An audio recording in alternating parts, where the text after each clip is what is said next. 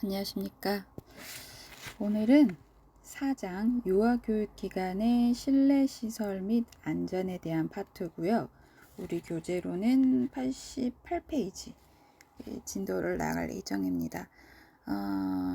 지금 이제 우리가 내일 저랑 세 번째 만남을 가지는 시간이 지금 제가 녹화하는 날이 10월 11일 월요일이에요. 그래서 지금 이제 내일 여러분을 만날 날이기도 하고, 그 다음 주 녹화가 이제 19일 녹화를 하고 있는데, 여러분들이 지금 내일 또 발표하시는 분들이 있어서 조금은 부담스러운 과제물을 하고 있지 않을까, 발표 준비를 하고 있지 않을까, 그런 생각이 들지만 조금 편안하게 수업을 조금 준비하시면 좋겠다라는 생각이 듭니다. 특히 안전과 관련된 것들은 우리가 함께 좋은 아이디어를 나누는 부분이 중요하기 때문에 어떤 내용을 누가 또 어떻게 전달하느냐에 따라서 우리가 이런 안전사고를 누구나 겪지 않도록 좋은 지식을 가지고 있는 부분이 필요할 거라고 생각이 듭니다. 그래서 오늘은 실내 시설에 대한 부분으로 진도를 나가보도록 하겠습니다. 우선 4장은 실내 안전 관리는 어떻게 하고 그 실내 환경에 대한 체크리스트는 어떤 게 있는지를 살펴보도록 하겠습니다. 유아교육 기관이라고 하면 이제 보육시설, 어린이집과 유치원이겠지요. 실내외 환경을 수시로 점검하고 위험 요인이나 잠재적 위험 발견 시 제거, 또 수리 이런 것들을 정기적 관리를 통하여 안전한 환경이 될 수 있도록 관리를 해야 합니다. 보육교직원과 유아들이 실내외 환경에 안전수칙을 익혀 안전하게 생활할 수 있도록 해야 하는 부분이 있는데요. 특히 불시에 발생하는 사고와 재난에 대비하기 위하여 평상시 사전 예방 및 대피 훈련 등을 일상화해야 하는 부분이 있습니다.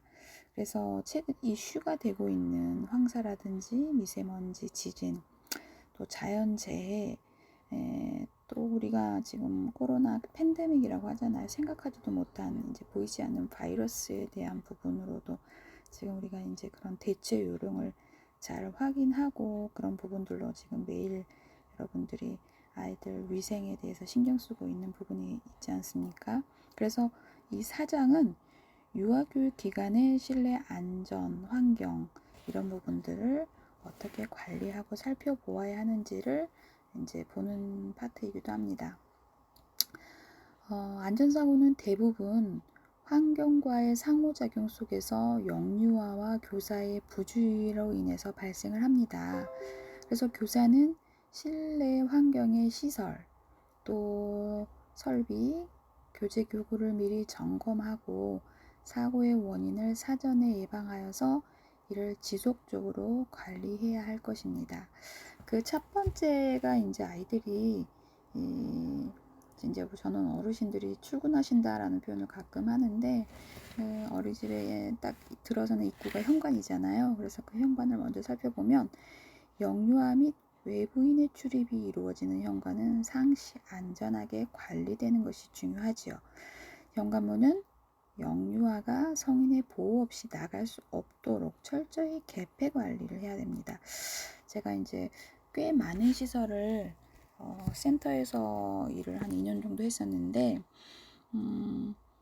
컨설팅을 하면서 이제 시설 부분적인 부분의 현관 쪽에 이렇게 외부인이 이제 수시로 드나들 수 없도록 잠금 장치 개폐에 대한 부분이 관리되는 곳들이 이제 평가 인증 때문에 잘 관리되고 있긴 하지만 이제 시설적으로 어쩔 수 없는 부분이 이제 뭐 문을 열면 바로 찻길에 노출된다거나 이런 어린이집들이 좀 있어요. 그래서 그 자동 안전 문이라고는 하지만 누군가의 조작으로 아이들이 이제 쉽게 튀어나갈 수 있는 부분까지 고려돼야 하는 부분들이 좀 굉장히 좀 조심스러운 부분이 있었습니다.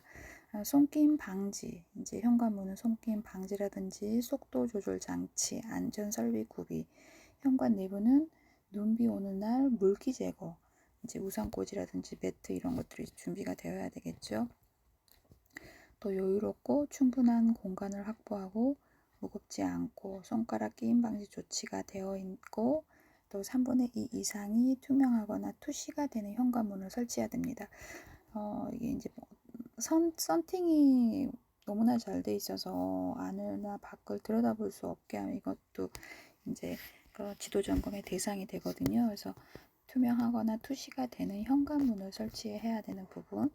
제가 처음으로 교사 생활했을 때가 90년대 후반이었는데 법인 어린이고 지금도 운영이 잘 되고 있는 어린이집이기도 하지만 제가 교사 생활 처음 할 때 2월 중후반에는 이제 아이들이 이제 왜 졸업을 하고 선생님이 새학기 준비를 할 때잖아요. 계획 안 짜고 이런 것보다도 그렇게 처음에 왜 겨울 그 추운데 그 현관에 그런 그 백설공주 막 사과 먹고 아이들하고 일곱 난쟁이 하고 있는 막 그런 그림들 썬팅이 업체에다 맡기면 좋을 텐데 좀 그런 부분을 돈을 좀 아끼셨던 것 같아요. 그래서 저희가 막 도안을 떠가지고 그 그림을 확대 복사해서 그려가지고 반대로 뒤집어서 또 그거를 그 전에 되어 있던 썬팅 같은 경우는 막 코팅 벗기느라고 칼날을 세워가지고 막 벗겨냈던 기억도 나고요. 지금은 누가 그렇게 하지 않죠. 근데 저도 교사 생활을 할 때 그걸 그냥 왜 이걸 해야 되는지도 모르고 그냥 선배 선생님들이 하시니까 같이 따라 했던 기억이 있습니다. 3분의 2 이상이 투명하거나 투시가 되는 현관문을 설치해야 되고 외부인의 출입을 제한하기 위해서 이제 인터폰 및 방범 카메라가 설치되어야 합니다. 또 신발장은 사실 문이 없는 개방형 신발장을 권장하죠.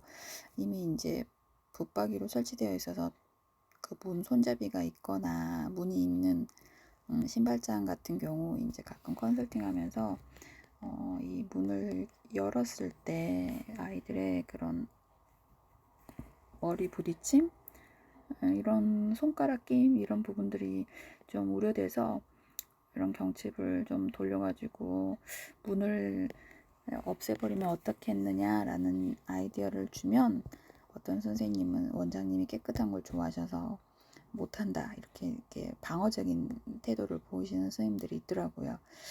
문이 있다, 문이 없어서 깨끗하지 않다 뭐 이런 거의 개념보다는 약간 취향이라는 생각이 드는데 우선 안전과 위생에 대한 부분으로 먼저 생각해야 되는 것이 아닌가라는 생각을 한 적이 있었어요.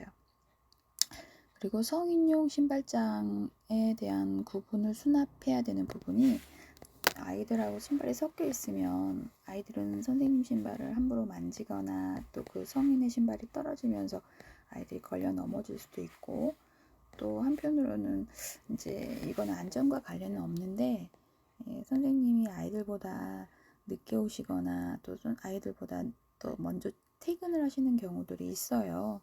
그게 잘못된 건 아닌데 가끔 예민한 학부모님들이 이제 선생님 신발이 있고 없고에 대한 출퇴근에 대한 부분을 체크하는 학부모님들이 가끔 있어요. 그래서 선생님 신발에 대한 부분을 좀 구분해서 수납할 필요가 있지 않느냐라는 생각들을 한 적이 있습니다. 또 신발장이 불필요한 물품 이런 것도 있잖아요.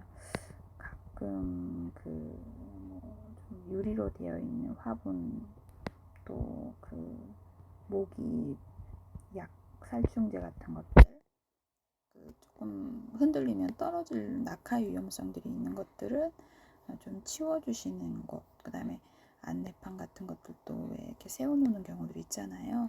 그래서 설치 시 단단하게 고정해야 될 필요가 있습니다. 또 진입 경사로 계단 입구에 미끄럼 방지에 대한 부분 매트가 설치되어야 하고 또 신발은 지나치게 크거나 작은 신발 끈이 있어서 신거나 벗기에 불편한 신발을 피하도록 해야 됩니다. 그래서 등하원시 현관에서의 그 아이들의 엉킴 드나드는 곳이잖아요. 현관은 그래서 질서를 유지할 수 있도록 선생님이 수시로 안내해 줄 필요가 있습니다. 복도를 살펴볼까요? 복도나 통로는 영유아들이 이제 이동이 용이하도록 적절한 넓이와 시설 설비의 배치가 중요합니다. 최소한 성인 2사람이 이제 어깨가 부딪히지 않고 지나갈 수 있는 정도의 넓이가 확보돼야 되는데, 이제 시설적인 부분에 대해서 이제 처음에 설계할 때 당시에 대한 부분이고, 이미 이제 근무 중에 복도를 확장한다고 해서 공사해버리면 아이들이 위험할 수 있으니까 그 어쩔 수 없는 부분들이 있겠죠.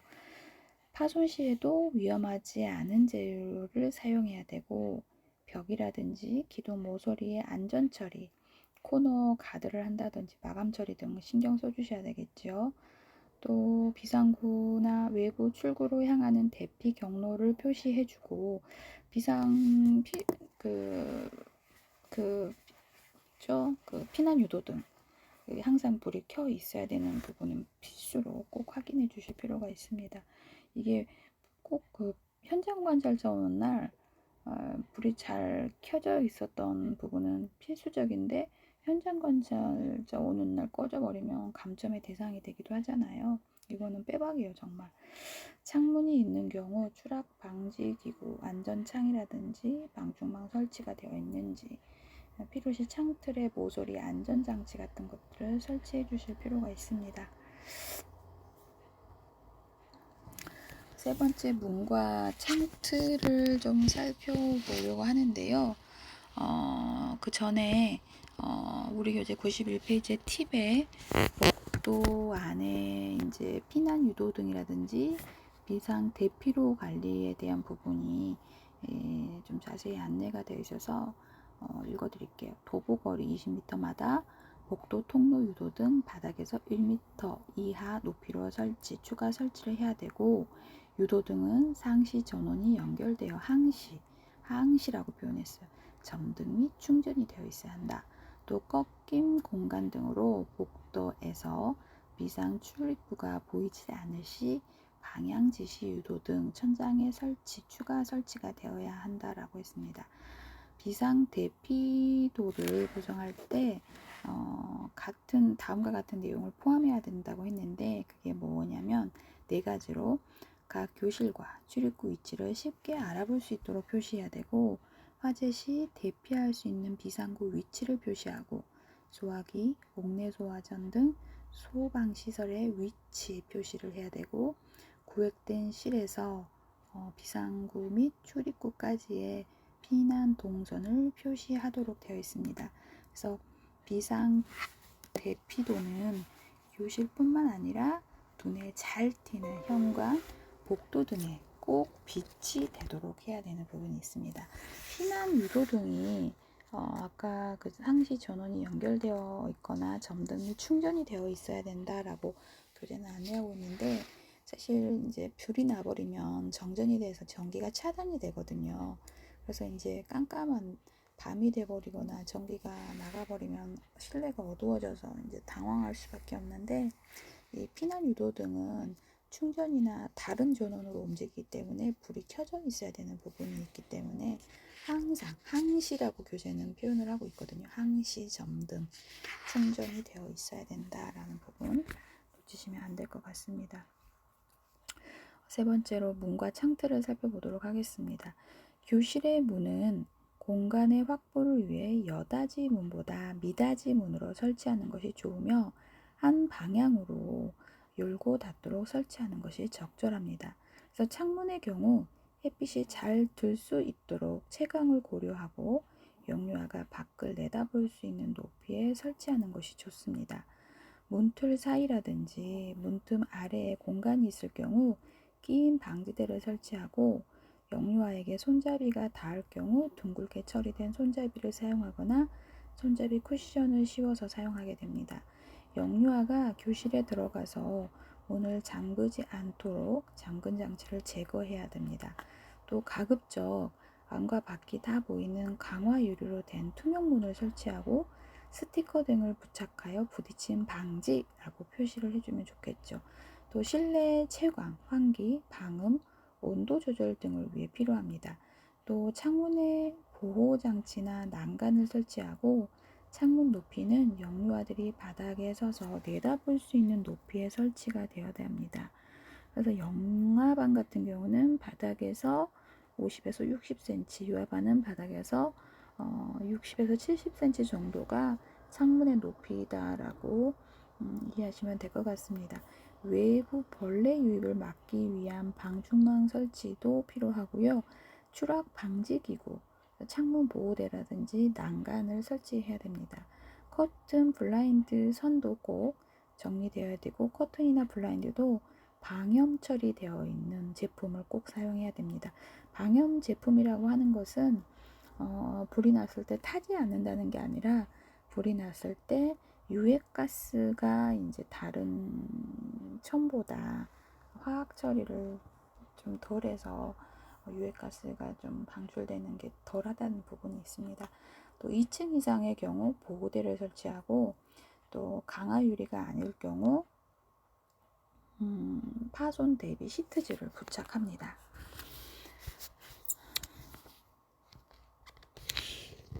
네 번째 화장실을 살펴보도록 하겠습니다.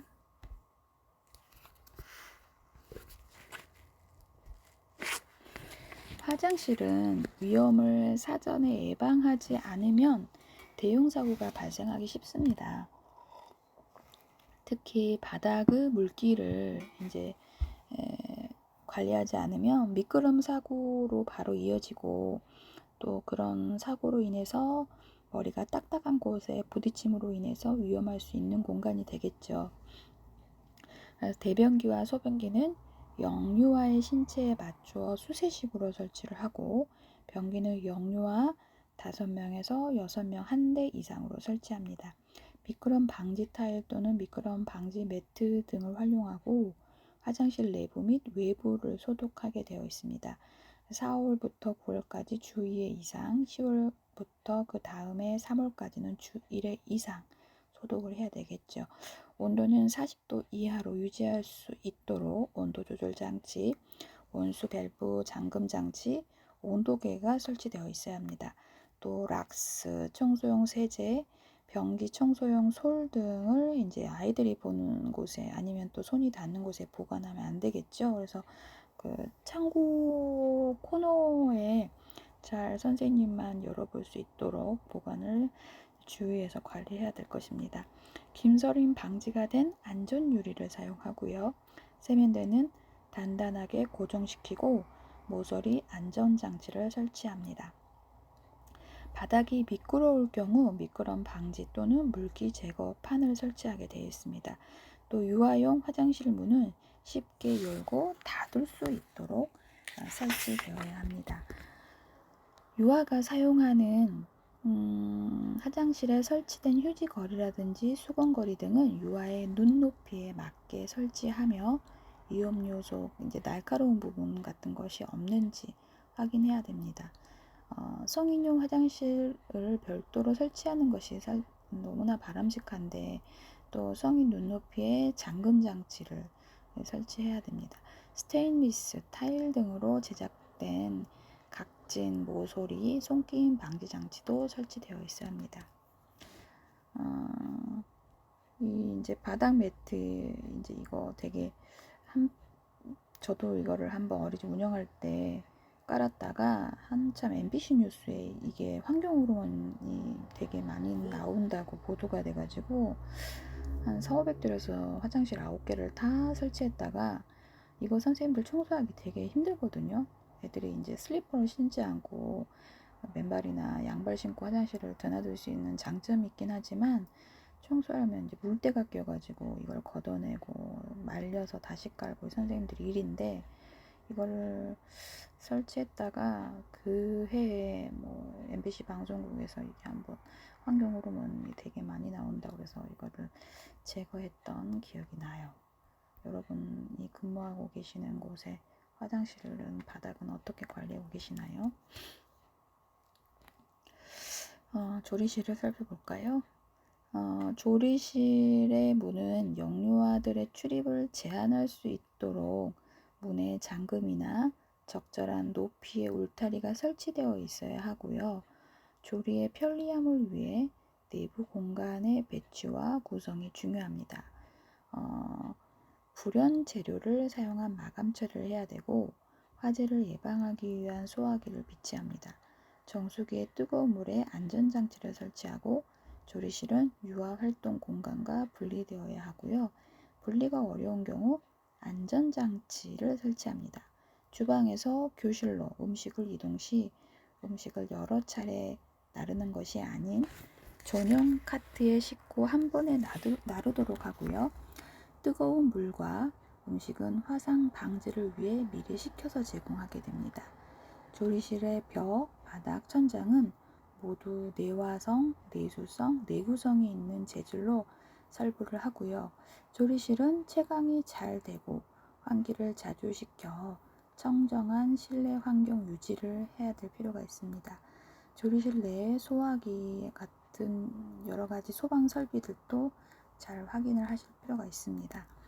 6번째, 계단하고 난간을 살펴보도록 하겠습니다. 계단은 높이가 굉장히 중요한데요.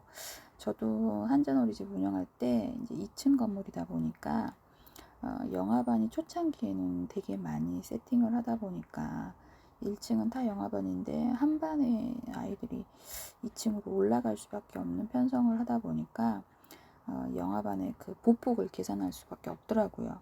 그래서 그 미끄럼 방지 그 부분을 깔려고 하다 보니까 계단에 그 고무 패킹으로 되어 있는 것 높이가 오히려 아이들이 걸려서 넘어질까봐 3M 테이프 굉장히 얇은 것을 계단에 붙였거든요. 초창기에. 그랬더니 이제 어떤 민원이 나왔냐면 그 3M이 약간 좀 까슬까슬해가지고 어머님들 맨발로 출퇴근하실 때 스타킹 신고 오시면 그걸 밟아 스타킹이 나가버리는 거예요. 그래서 그 안전과 관련된 부분을 고려하지 못하시고 스타킹이 자꾸 나가서 계단에 그 미끄럼 방지를 다른 걸로 설치해달라는 민원이 들어온 적이 있었어요. 그래서 영화관 2층에 편성되어 있어서 그 폭신폭신한 고무 패킹은 아이들의 그런 발가락이나 보폭에 지장이 있는 부분이 고려돼서 그 부분은 시정하기 어렵다라는 부분으로 말씀드렸다가 충돌이 좀 있었던 부분이 기억이 나네요. 그래서 계단은 높이가 중요합니다. 영유아가 사용하는 계단의 높이는 성인이 사용하는 계단의 높이와는 달라야 한다라는 말씀이고요. 그래서 계단 사용 시 미끄러지지 않도록 미끄럼 방지가 되어 있어야 되는 부분을 우리는 꼭 고려해야 할 것입니다. 지금 우리 교재에서도 이렇게 우측, 좌측 그 색깔을 달리한 부분도 필요하고 계단 난간에 대한 부분 이렇게 투명하게 해서 양쪽으로 아이들을 볼 수 있게 하는 부분, 그다음에 미끄럼 방지 이렇게 고무 패킹 처리해 놓은 부분 이렇게 잘 관리되고 있는 그림 사진들이 있네요. 그래서 계단 바닥재는 미끄럽지 않은 재질을 사용하고 계단의 끝부분에 미끄럼 방지대를 이제 설치하게 됩니다. 또 계단 중간에 꺾임 공간에 대한 관리, 계단의 난간 사이 간격을 8cm 이하로 설치해야 되는 부분, 계단 사용 시 영아 유아의 손잡이 높이를 달리하여서 손잡이를 설치하게 됩니다. 지금 여기도 보시면 손잡이의 높이가 지금 영아와 유아용으로 이렇게 두 줄로 손잡이가 설치되어 있는 것을 보실 수 있을 것입니다. 그래서 영유아의 신체 사이즈에 알맞은 계단의 높이와 넓이는 높이는 약 9에서 13cm 또 이하이고요. 폭은 25cm 이상의 일정한 단 높이와 너비로 구성되어야 합니다. 또 안전문 난간의 설치는 높이 110cm, 보호대 간격 9에서 11cm라고 되어 있네요. 그래서 영아들이 계단에 선생님과 함께 오르내리지 않도록 사실 계단도 안전문으로 관리를 하는 곳들이 의외로 많습니다. 사무실하고 양호실을 살펴보도록 하겠습니다.